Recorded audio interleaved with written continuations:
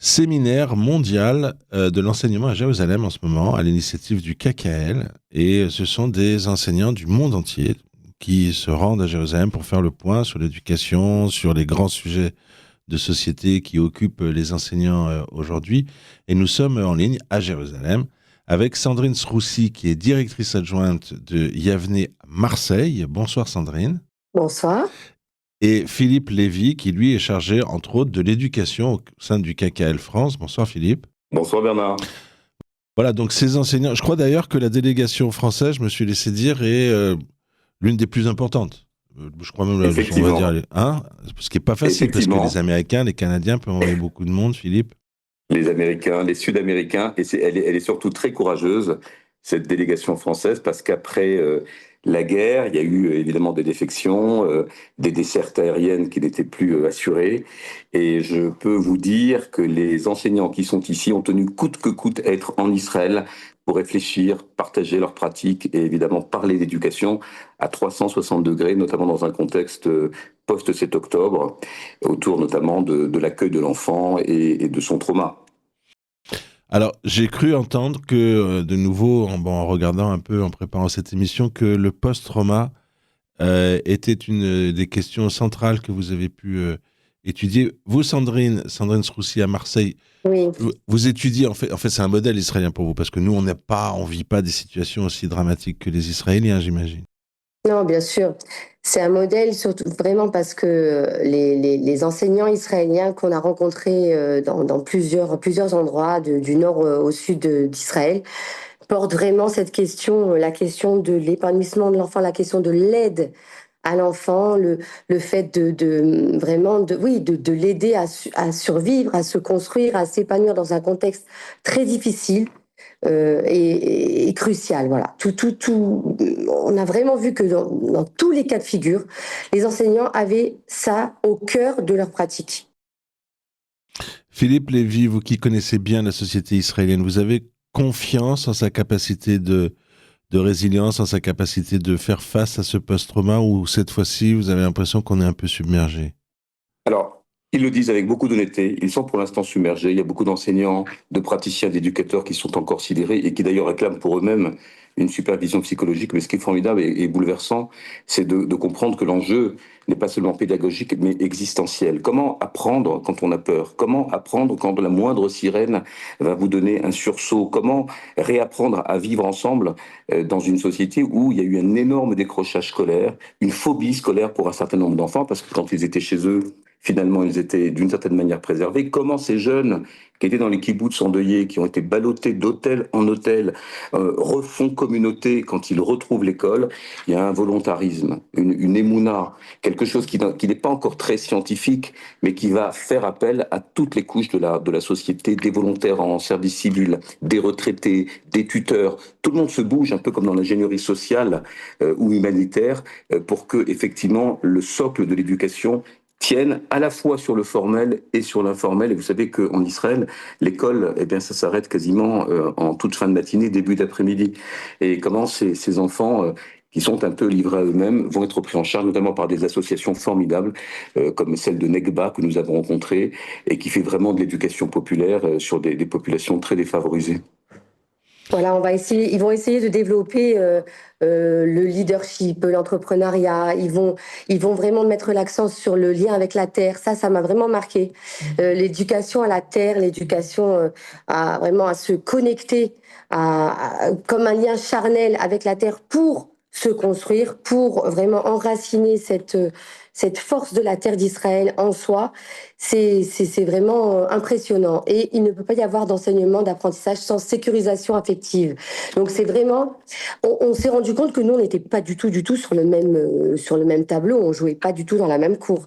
Il fallait vraiment que l'enfant soit sécurisé sur le plan affectif, qu'on puisse l'aider à surpasser toutes ces difficultés. Donc on est dans un rôle qui dépasse largement le rôle de l'enseignant. Avec tout un arsenal pédagogique, de la thérapie canine, où en caressant un petit chien, on va faire disparaître des phobies ou des peurs.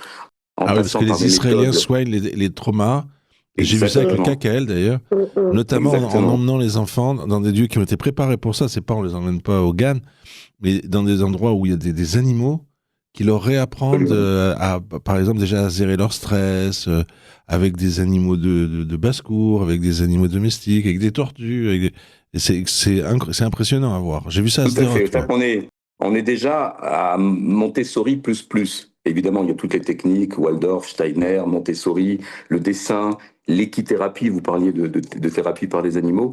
Et ce qui est aussi très, très intéressant, c'est que, et on l'a constaté, je vais laisser Sandrine parler de ce sentiment, c'est que étonnamment, les parents demandent un peu d'ordre maintenant, un peu de discipline. On a toujours cru que c'était l'enfant roi, autocrate, tyran. Et étonnamment, parce qu'ils sont en manque de repères, les parents exigent, enjoignent le corps éducatif à remettre des repères, pas dans une forme d'autoritarisme. Et ça, c'est très étonnant. Il y a comme une espèce de glissement. Alors, est-ce que c'est l'apport de certaines méthodes françaises? Est-ce que ce sont des parents qui sont au bord de la crise de nerfs et qui, quelque part, délèguent? Mais on a entendu à plusieurs reprises ces messages qui, venant d'enseignants, nous disent ben, on nous demande de mettre de l'ordre alors que c'est parfois un peu le balagan, c'est parfois un peu beaucoup même le balagan. C'était très intéressant, ça. Oui, alors au centre Negba, justement, là, le dernier centre qu'on a visité, ils nous ont expliqué que dans les classes, dans l'école classique, la discipline n'est pas, enfin, on ne fait pas de discipline. Voilà. Alors pourquoi on ne fait pas de discipline? C'est vrai qu'il y a une idéologie à la base, mais il y a aussi le manque de moyens, il y a aussi le manque de personnel par rapport au nombre d'enfants, etc. Donc la discipline ne se fait pas vraiment. Et dans ces centres, en fait, ils ont d'autres leviers. Bon, effectivement, les enfants sont intéressés par tout ce qu'ils font, puisqu'ils jardinent, ils ont des émissions de radio, ils dessinent, ils font plein de choses très, très intéressantes pour eux. Donc, si on les punit, en fait, au niveau discipline, si on leur dit, voilà, tu ne te comportes pas bien, tu n'iras pas là ou tu ne viendras pas 2 jours au centre, ça porte. Et finalement, les parents, comme le disait Philippe, les parents sont en demande. Ils leur disent, nous, on veut parce que peut-être on n'y arrive pas. Et peut-être que l'école n'y arrive pas. Donc, ils demandent de l'aide. Ces parents demandent de l'aide à ce type de centre Ah, pour mais les aider à moi, recadrer leurs enfants. Sandrine Sroussi, moi, je suis frappé de voir que la société israélienne connaît maintenant des problèmes de délinquance qu'on a connus nous à Paris ou vous Tout à à fait. Marseille. Je suis suffoqué de voir ça. Moi, je viens d'une génération qui a pu connaître d'autres choses, plutôt dans les années précédentes, où, par exemple, l'une des raisons pour lesquelles les gens faisaient leur alia, ils disaient il n'y a pas de délinquance pour les enfants. Et Mhm. maintenant, je vois, vous vous souvenez de cette époque? Moi, je me vois maintenant dans des familles à Ashdod, etc. Les gosses sortent pas le soir parce ils sont confrontés, franchement, souvent en moins violent quand même. Mais Moi, ça m'étonne pas du tout. Ça m'étonne pas du tout. On est comment dire, on arrive aux limites de l'éducation positive entre guillemets. Attention, je mets des guillemets, etc. Mais on arrive à cette limite parce que l'enfant roi, ça mène à ça. Et il y a un message important de la part de ces enseignants Philippe dans les Lévy. associations, dans les écoles, et je remercie d'ailleurs la division KKL Israël d'avoir complètement personnalisé le programme pour des enseignants, des éducateurs, mouvement de jeunesse, hein, mais aussi des éducateurs spécialisés de la protection de l'enfance qui étaient avec nous dans cette cohorte des 26 participants.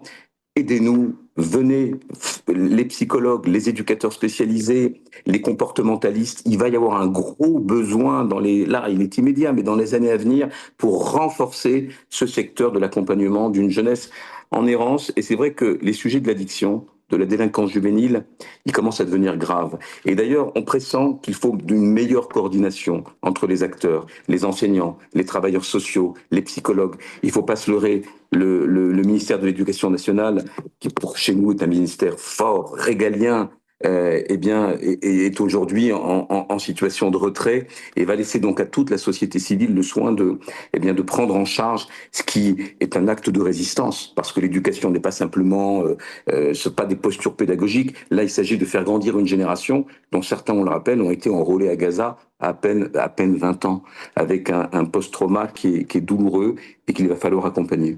Qui peut être pas soignable. Il le sera. Excusez-moi, hein, moi On a je suis pas professionnel comme vous, mais je me dis deux choses. Après, je vous cède la parole de nouveau, avec une intuition de journaliste. La première, je me dis, c'est que il y a des douleurs avec lesquelles on apprend à vivre. Voilà. Et donc Oui, peut-être que tout oui, tout à fait, simplement, tout c'est à pas fait. soignable. D'ailleurs, ce qu'il y a de bien en Israël par rapport ce qu'on peut prendre de bien par rapport à cette éducation israélienne, c'est vraiment tout ce travail sur les émotions. Voilà, ils travaillent énormément sur le mur des émotions, sur l'apprentissage de la prise de parole en public, de la prise enfin, du respect, voilà, au niveau sécurisation affective. Par exemple, au centre Negba, ils ont un suivi particulier, individualisé des enfants, avec des petites icônes. Voilà ce qui se passe aujourd'hui dans leur vie, au niveau du travail, au niveau de l'école, au niveau de leur famille, au niveau de leurs émotions, etc. Essayer un petit peu de se passer le relais pour savoir pourquoi, par exemple, cet enfant, il a été violent aujourd'hui, cet après-midi. J'ai appris il y a quelque chose qui m'a un peu marqué. On a dit que pourquoi un enfant qui passe au tableau, par exemple, ça peut être très violent pour lui. D'accord, nous on a l'habitude, en France on fait passer les enfants au tableau, c'est très bien pour ceux qui s'en sortent, mais ceux qui s'en sortent pas, ceux qui appréhendent, ceux qui n'y arrivent pas, peut-être que l'après-midi, cet enfant qui aura eu honte, cet enfant qui n'aura pas réussi à parler, peut-être qu'il va avoir un acte de violence qu'on va pas comprendre, qu'on va juste sanctionner. Il y a des choses très intéressantes dans leur façon de voir les choses. Alors, je pense qu'ils doivent aussi prendre de nous, je pense. Mais moi, je pense la deuxième chose, que vous vous souvenez, je vous avais dit, je voudrais poser deux questions. La deuxième question que je me pose, en n'ayant pas les outils que vous avez, vous, c'est que j'imagine cette société, elle va avoir un passage très violent. C'est quand on a vécu dans une telle ultra-violence du 7 octobre, quand après la réaction s'est passée à Gaza. Moi, je pense qu'après, quand on doit être très très tendu, quand après on sort de la guerre, qui on l'espère tous, et pour très bientôt, je pense que quand même il doit y avoir une violence dans la société israélienne qui va être très difficile à. Moi, je crois ça. Mais je suis pas un professionnel comme vous. Alors. Non, vous avez raison, Bernard. Et d'ailleurs, personne ne se voile la face. Il n'y a pas d'angélisme. On nous a parlé, et moi j'ai apprécié ce niveau de transparence entre pairs, entre enseignants et enseignants, sur par exemple les velléités suicidaires des soldats, évidemment des ordalies, enfin des épreuves pour les adolescents qui vont se frotter aux expédients, aux addictions, etc. Mais ce qui est incomparable et sans doute indescriptible, c'est la force, c'est le volontarisme et c'est la foi, encore une fois, existentielle. C'est-à-dire que là, on se conjugue la notion d'éducation, d'accompagnement, de sécurisation et aussi de vivre ensemble. Puisque l'idée, c'est de ne pas sanctuariser ou isoler ces gamins et de ne pas enquister en eux, je sais pas, la haine de l'arabe et c'est tout un travail. C'est un peu le balagan pour l'instant. On nous a dit, on apprend en marchant. On n'a pas, comme chez vous en France, des paradigmes pédagogistes, etc. Mais on a les personnes qui sont là et on peut compter sur elles. Et même si, on le sait, les éducateurs et les enseignants sont mal payés. Oui, parce qu'en fait, sans être angélique, il y a quand même un dévouement que je n'ai vu nulle part. Voilà. Il y a un dévouement. On compte pas ses heures. Voilà. Au centre Negba, à 18h, tout le monde s'en va. On prend quand même 3 enfants. Pour des entretiens individualisés, pour des cours de soutien personnalisés. Et ça n'a pas de prix. Parce que on ne compte pas ses heures. On a vu, nous en tout cas, on a vu du personnel très très dévoué. Très très dévoué et qui met vraiment l'humain au milieu, au centre. Alors ça, c'est encore autre chose sur lequel je voudrais avoir votre point de vue. Et Sandrine, peut-être, vous nous donnerez la première réponse. Ce qui doit être très important pour les gens qui ont vécu le 7 octobre en Israël, c'est que on vit dans une société, avant le 7 octobre, on vit en Israël dans une société qui est ultra sécurisée. Le 7 octobre ne peut pas arriver. On a Tsahal, qui est imbattable. On a une société évidemment stable. Ça ne peut pas arriver. Et puisque vous êtes des enseignants, les gamins voient du jour au lendemain, en plus voient que Tsahal pédale. Ça prend du temps avant de rétablir les choses, qu'il y a des critiques, qu'on nous dit « mais non, mais ils n'étaient pas au courant ». Ça, c'est sur le 7 octobre. Sur ça, je voudrais avoir votre avis. Mais je voudrais aussi, pourquoi je dis en premier, peut-être vous, Sandrine, à Marseille, vous, directrice adjointe d'un établissement à Marseille, les enfants juifs français aussi s'attendaient pas à ce que tout leur univers il s'effondre comme ça. C'est-à-dire se sentir en danger, avoir l'impression de ne pas pouvoir parler librement dans le bus, avoir l'impression que les parents disent non mais je veux pas que tu sortes avec une kippa, eux aussi, en moins violent, bien sûr, eux aussi ont vu une remise en cause de tout leur univers qui était ultra sécurisé. Quand on est un enfant d'école juive, on vit dans un univers qui est protégé comme une famille. Oui, mais déjà, le fait de vivre dans cet environnement sécurisé, déjà, ce n'était pas normal. On est d'accord que c'est pas normal d'avoir Vigipirate autour de nous, etc. Déjà, il y avait quelque chose, on s'y habitue parce qu'on s'habitue à tout. Mais déjà, à la base, ça n'était pas normal. Donc maintenant, c'est sûr que le 7 octobre, il a ébranlé tout le monde, puisque effectivement, le mythe d'un Israël tout puissant et voilà qui parvient à se défaire de tous ses ennemis, même si on est tout petit et qu'autour de nous on a de grands pays, c'est sûr que ça remet absolument tout en question. Je pense que tant qu'il n'y aura pas vraiment d'enquête qui dira les causes, les choses et qui mettra les causes vraiment clairement au vu au su si on y arrive, hein, au vu au su de tous, ce sera compliqué. Il y aura un deuil à faire et il y aura une réflexion à mener. Et dans le même moment, une meilleure conscientisation de tous ces jeunes qui peut-être ont été biberonnés par un discours, Exactement. la GLIT, la Havaya, l'État, la Startup Nation, l'Eldorado.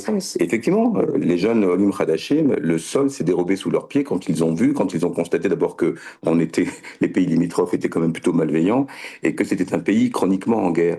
Mais je peux vous dire qu'on est allé dans une base de soldats où on a vu des jeunes Français qui nous ont dit tout de go, mais nous, notre engagement, il est maintenant encore plus raffermi parce que on sait qu'on va vivre dans ces contrastes. On sait que c'est une réalité rugueuse et en même temps, notre sionisme a été encore plus décuplé. Donc, effectivement, il y a une espèce de remise en question aussi de tous ces programmes qui vont devoir peut-être réintégrer et c'est fait déjà sur la réalité du conflit israélo-palestinien, sur cette réflexion géopolitique qui était peut-être invisibilisée depuis 20 ans. Donc là, de facto, et de manière assez forte, avec le momentum, j'allais presque dire que les aliotes ou le sionisme va être revigoré parce qu'encore une fois, quand on va aller en Israël, on le saura en connaissance de cause et puis on va aider son pays. Et ce qui est important, et on le dit, là, et c'est ce que fait le KKL, l'amour d'Israël ne suffit pas. Mais non, il faut la connaissance d'Israël, expliquer une carte, comprendre quelles sont les grandes figures du sionisme, ne pas avoir honte de dire le mot sionisme alors que d'aucuns essaie de le maraniser en disant pro-israélien, c'est-à-dire qu'il y a toute une fierté, et c'est le travail éducatif que l'on fait au long cours, sans relâche, et je peux vous dire que ça fait des émules, et étonnamment, il n'y a pas eu de débandade. La génération qui arrive, elle comprend mieux, et c'est une alia qui ne sera pas subie, ou un amour d'Israël qui va excéder la plage Gordon et les spots de Netanya, et qui va permettre de comprendre et une réalité avec le KKL qu'on essaie d'arrimer forcément à l'histoire du KKL, des forêts, de l'hydrologie, et ça leur plaît beaucoup.